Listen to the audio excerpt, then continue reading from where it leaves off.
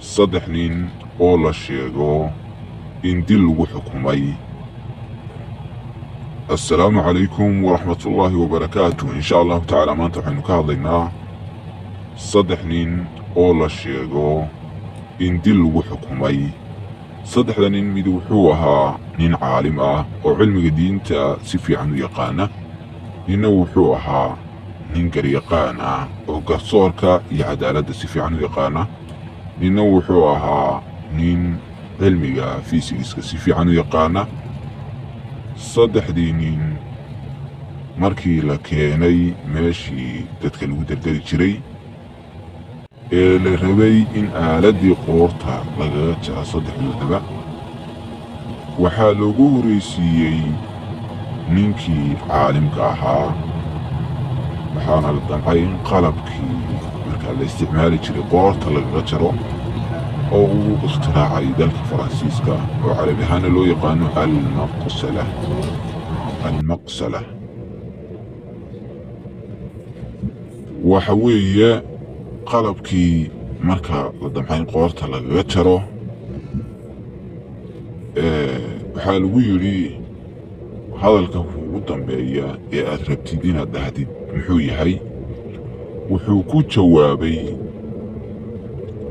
ninkii caalimka ahaa, allah ayaa i badbaadinaya.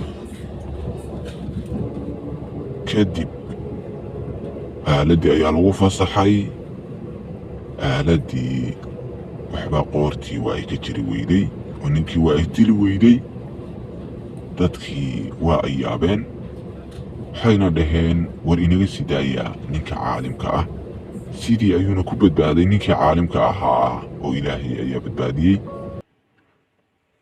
kii waxaa la soo gaadhay dowrkiisii iyo kaalintiisii ninkii cadaaladda bartay iyo garsoorka ee garyaqaanka ahaa.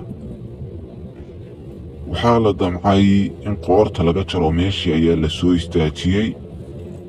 waxaa la weydiiyey hal su'aal. su-aashaasi waxay tahay hadalka kuugu dambeeya aad rabtid inaad dhahdid muxuu yahay. wuxuu ku jawaabay anigu ma baranin diinta sida ninka caalimka ah, laakiin sida cadaaladda ayaan bartay. waxaana rajaynayaa in cadaaladdu ii hiiliso oo aan cadaaladda ku badbaado. waxaa lagu fasaxay aaladdii iyo qalabkii qoorta dadka lagaga jiri jiray.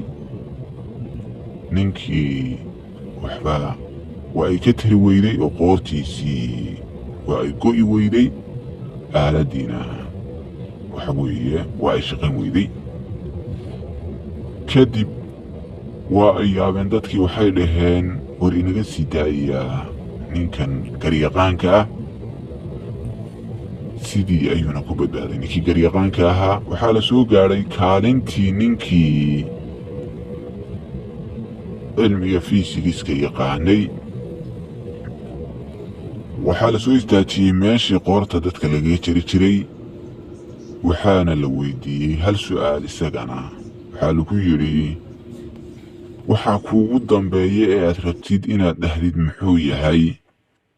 wuxuu ku jawaabay anigu ma baranin diinta sida ninka caalimka ah, mana baranin garsoorka sida ninkii garyaqaanka ahaa, balse waxaan idiin sheegayaa in aaladdan waxa weeye xarigga ku xidhan ay guntin jirto oo guntintaas ay diidayso in aaladdu ay hoos u soo degto oo ay wax jarto. kadib kor ayay fiiriyeen, waxayna arkeen in guntintii ay jirto. guntintii ayayna hagaajiyeen oo ay ka fureen meeshii. aaladdii ayaana ninkii lagu fasaxay, sidii ayayna qoortiisu ku go'day.